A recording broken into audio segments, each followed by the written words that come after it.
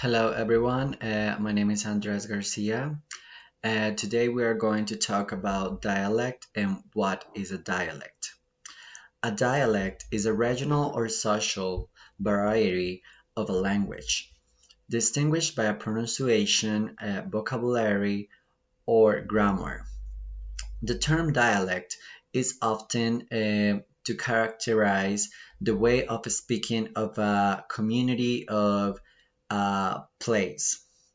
In this case, body of language, which is a form of a standard body of language, which is considered the dialect free. So in this case, the dialect is the way other people interact with the language, the way they use it, and the way they communicate it with others.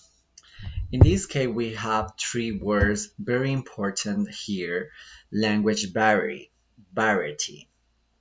What it means is that it's not only the way or the accent that the people use. Sometimes it goes more further, like the social background, the way the person has its education, and everything like this.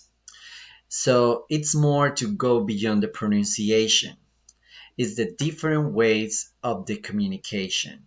And what it means that people can use accents, they can use different types of grammar, they can have different speeches, and so mainly the dialect uh, tends to reunite all the things how a community or a specific geographic area talks and the way they use the language to other people.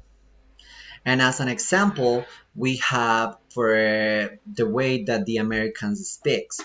Normally in America, they have different types of saying things, or because of the geographical areas where they are located, they tend to speak differently.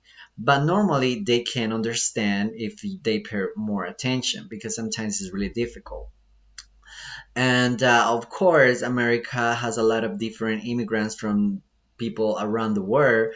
So, for example, Latins, Africans, people from Asia, all they speak differently from the Americans because of the backgrounds they have. So that's basically the example. Thank you so much for the attention and have a great day. Bye.